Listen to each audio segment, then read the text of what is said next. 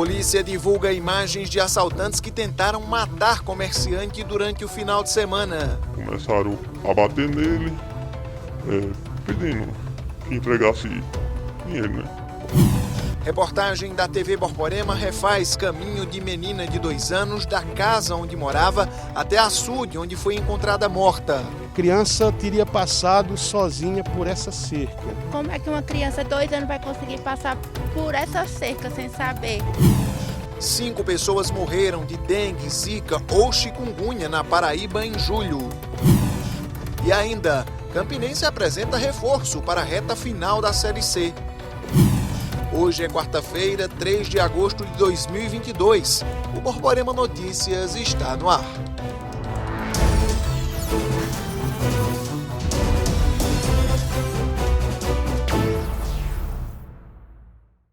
Uma mulher identificada como Ana Paula Lopes, de 40 anos, foi morta a tiros durante um assalto quando voltava do trabalho hoje em João Pessoa. O caso aconteceu no bairro João Paulo II. De acordo com informações da polícia, a vítima foi abordada pelos suspeitos que anunciaram assalto para levar a motocicleta dela. O crime aconteceu durante a madrugada desta quarta-feira, aqui no bairro João Paulo II, em João Pessoa. A vítima, Ana Paula Lopes, de 40 anos de idade. Ela estava voltando do trabalho, um supermercado que fica no bairro do Geisel, aqui em João Pessoa, que fica bem próximo, na verdade, a cerca de 6 minutos da casa dela. Estava vindo na motocicleta por volta de 00:15, quando passava neste local, a rua Manuel João da Silva, bem ao lado da Unidade Básica de Saúde aqui do João Paulo II. Ela foi abordada por homens que anunciaram assalto. Até então, estas são as informações que a polícia recebeu. Neste ponto, ela foi abordada, os homens estavam armados e anunciaram assalto. Os moradores da região contaram à polícia de que houve uma discussão e de que possivelmente essa vítima, Ana Paula Lopes, de 40 anos de idade, teria reagido a este assalto. A polícia está levantando essas informações. O que se sabe é que esses homens atiraram contra esta mulher. Um dos disparos acabou atingindo aí a cabeça da vítima, que caiu neste local. Aqui a gente consegue analisar as manchas de sangue ainda, o retrovisor da motocicleta da vítima e mais na frente a máscara de proteção facial que ela usava no trabalho e estava ainda utilizando no momento em que aconteceu o assalto. A motocicleta da vítima, uma Honda Fan, de placa MOD 8094. Essa motocicleta foi levada aí por esses indivíduos.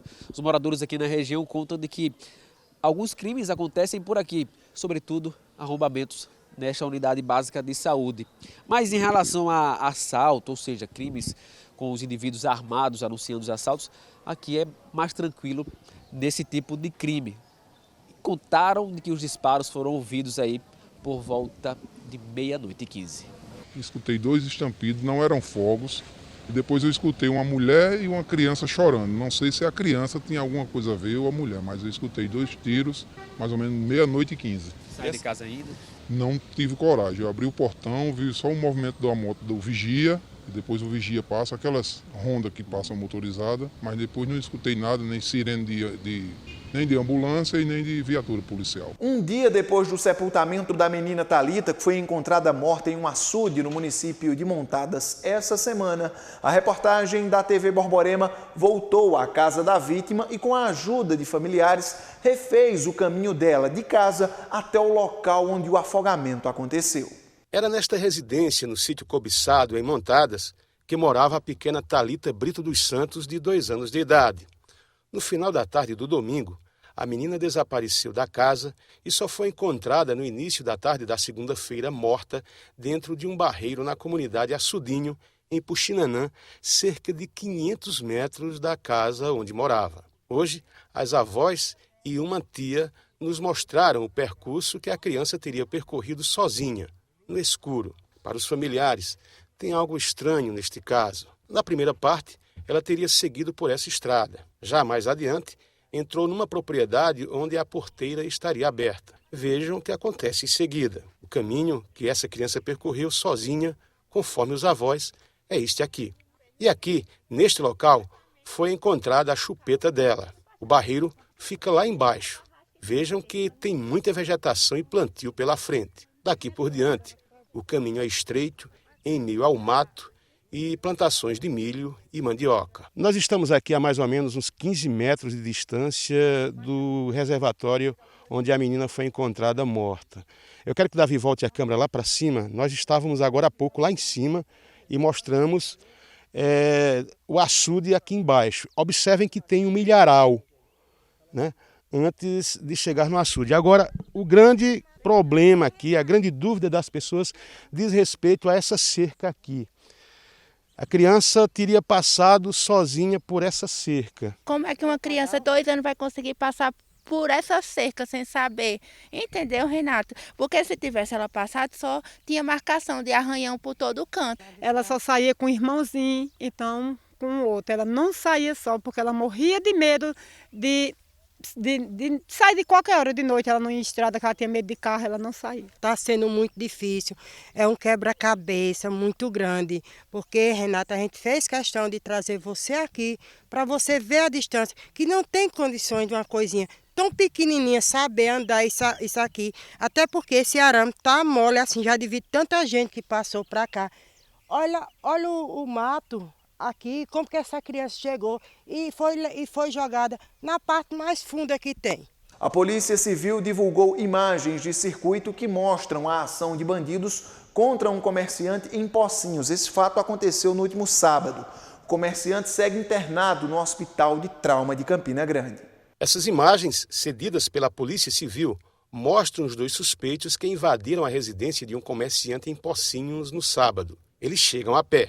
Essas outras imagens já mostram a dupla saindo correndo do local após o crime. Os assaltantes seguem, dobram a esquina e fogem. Eles roubaram e atiraram na vítima. Na segunda-feira, o irmão do comerciante contou em detalhes o que ocorreu dentro da casa. Veio um funcionário pegar uma mercadoria dentro do depósito. Na hora que abriu, os caras chegaram, renderam o funcionário, colocaram a arma na cabeça do funcionário e subiram com ele até a casa dele, lá em cima. Colocaram a arma na cabeça da esposa dele, ela está ajoelhada também. Aí foi na hora que levaram ele para dentro do quarto. Começaram a bater nele, pedindo que entregasse dinheiro, né? Quando os caras começaram a bater nele, ele parece que foi tentar segurar o cara, né? Porque o cara estava batendo nele muito com um revólver na cabeça dele, na região da cabeça. Aí foi na hora que os caras se agoniaram e aconteceu o disparo. O comerciante permanece internado no Hospital de Trauma. Uma pausa nas notícias policiais. Então, pessoal, quem aí recebe o benefício da prestação continuada, o BPC, e precisa de uma ajudinha extra para finalizar o mês? Então se liga na novidade, já está liberado o crédito consignado para a Lei Orgânica da Assistência Social, a LOAS, das espécies 87 e 88, que contemplam pessoas com deficiência e idosos com 65 anos ou mais. Isso mesmo, o empréstimo que antes era destinado apenas a servidores públicos, aposentados e pensionistas do INSS ficou muito mais acessível. E se você quer saber mais sobre o BPC, conte com a Totale Soluções para tirar as suas dúvidas. Deixe todas as suas contas em dia com a melhor empresa de crédito de Campina Grande, Queimadas. Entre em contato através do WhatsApp 83-996060840 ou visite a unidade Totale mais perto de você. Vem pra cá! Olha, a Polícia Civil deve concluir ainda esta semana o inquérito do caso Edson Carlos, jovem de Pocinhos, vítima de um disparo de arma de fogo pelas costas. A Polícia Civil deve concluir até o final desta semana o inquérito que investiga a morte do jovem Edson Carlos Barbosa, que foi assassinado com um tiro nas costas no início da madrugada de 18 de julho na Praça Central de Pocinhos. 2 suspeitos foram presos temporariamente. Eles foram identificados como José Evandro Araújo e Manuel Mourão. Uma arma também foi apreendida. Já se encontra em fase de diligências finais, esse caso, do homicídio que vitimou Edson Carlos, né, crime acontecido na madrugada do último dia 18, em fase final das diligências, com a autoria já definida, né, corroborada pelos elementos que estão nos autos. Tanto é que as representações foram acatadas pela Justiça. José Evandro, conhecido como NEM, foi preso logo após o crime, mas foi liberado em audiência de custódia no dia seguinte. No dia 27, Ele foi preso novamente, juntamente com Manuel Mourão. Conforme o delegado Cristiano Santana, os dois homens afirmam que nada tem a ver com o crime. Eles afirmam que houve, né, aquela contenda, aquela discussão lá no quiosque, mas em relação realmente à execução, eles não confirmam. A morte de Edson comoveu a cidade de Pocinhos. Familiares e amigos realizaram mobilizações e protestos em frente à Igreja Católica e também em frente ao local onde ele foi morto. Edson Carlos não era o alvo do assassino. Então, estamos finalizando o relatório, estamos dentro do prazo, já para fazer o relatório com as autorias que forem e declinando realmente quem efetivamente era a vítima. Veja no próximo bloco, 5 pessoas morrem por arboviroses na Paraíba no mês de julho. E mais, recenseadores começam um trabalho de novo censo demográfico em Campina Grande.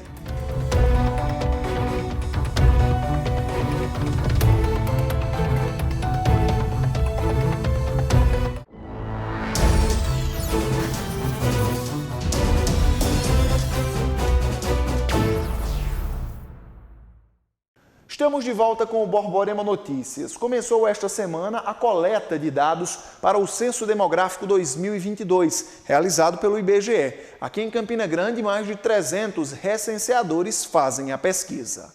Saber o número de habitantes por região, situação socioeconômica e como se declaram os brasileiros são dados coletados através do Censo Demográfico, realizado pelo IBGE, o Instituto Brasileiro de Geografia e Estatísticas. A partir do censo, nós vamos dizer quantas pessoas moram em cada município brasileiro e como as pessoas estão vivendo. Nós diremos informações à sociedade como quantos homens, quantas mulheres, a distribuição da população por faixa etária, por exemplo, quantas crianças de 0 a 5 anos e 6 a 10 anos, jovens de 11 a 15, até chegarmos à distribuição até 100 anos, por exemplo, ou mais de 100 anos. Vamos dizer também quantas pessoas brancas, pardas, de cor preta, amarela e indígena, dar informações sobre o número de pessoas que sabem ler e escrever. A pesquisa é feita a cada década. O último censo do IBGE foi realizado em 2010. Porém, devido à pandemia, o levantamento precisou ser adiado. Nesta semana, 2 anos depois, a coleta voltou a ser realizada. Através dos dados coletados, é possível ter um panorama real sobre a situação do país e, assim, desenvolver políticas públicas específicas para estados e municípios. O censo do Instituto Brasileiro de Geografia e Estatística do ano de 2022 tem algumas novidades, dentre elas o mapeamento no número de pessoas autistas e também a quantidade de comunidades quilombolas. Aqui na Paraíba existem cerca de 24 comunidades. Agora um alerta. A Secretaria de Estado da Saúde divulgou um novo boletim com os números de casos de arboviroses no estado. 5 mortes foram registradas somente no mês passado. Beatriz Ferreira tem os detalhes. A Paraíba registrou 8.940 novos casos prováveis de arboviroses no mês de julho, de acordo com os dados da Secretaria de Estado da Saúde. Agora o estado contabiliza mais de 24 mil casos de dengue, mais de 15 mil de chikungunya e 1.053 de zika. Mais 5 mortes foram confirmadas no mês de julho. De janeiro a julho desse ano, 12 mortes foram confirmadas. 8 por chikungunya, incluindo Campina Grande e a capital João Pessoa. Além disso, outras 15 mortes estão sendo investigadas. Em relação ao boletim anterior, houve um aumento significativo dos casos de arbovirose, principalmente os casos prováveis de dengue, com um aumento de mais de 5.532 casos. Em relação ao boletim anterior, houve um aumento significativo, principalmente nos casos de arbovirose. Os casos de dengue tiveram um aumento de 5.532 casos, os de chikungunya de 2.873 casos e os de zika de 333 casos. Beatriz Ferreira para o Borborema Notícias. Veja a seguir, Botafogo está em campo pela Série C do Campeonato Brasileiro. E mais, Campinense apresenta reforço para últimas rodadas da competição.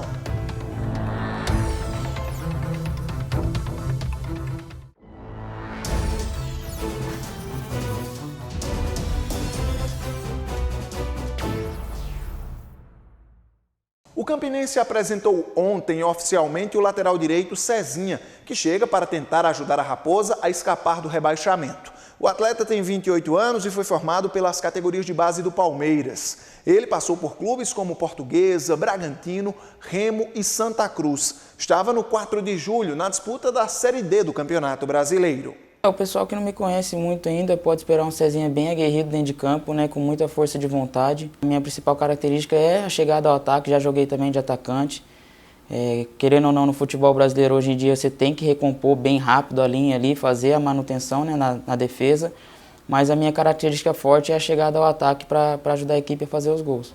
A minha formação foi feita no Palmeiras, né, eu fiz a minha base toda até o profissional lá, joguei lá 10 anos. Aí saí de lá, passei em Nova Iguaçu, Portuguesa de São Paulo, passei Bragantino, Uberlândia, passei Santa Cruz, Remo, Manaus e Patrocinense. Aí estava no 4 de julho agora e aí recebi o convite para vir ajudar aqui a equipe. A gente tem que fazer uma semana bem intensa, né, de trabalho para chegar no domingo, no final de semana a gente poder colocar em prática tudo que o professor passar para a gente. A gente sabe da dificuldade do jogo contra o Floresta, que nessa Série C todos os jogos são muito difíceis, né? Então a gente é estudar bem o adversário, ver o ponto fraco deles e treinar bastante para a gente poder buscar essa vitória lá e decidir aqui em casa contra o Volta Redonda, se preparar bem mentalmente também nesses últimos 2 jogos, que acho que mentalmente vai fazer bastante diferença. O Botafogo está jogando agora contra o Mirassol em João Pessoa. A partida é atrasada e válida pela 12ª rodada da competição.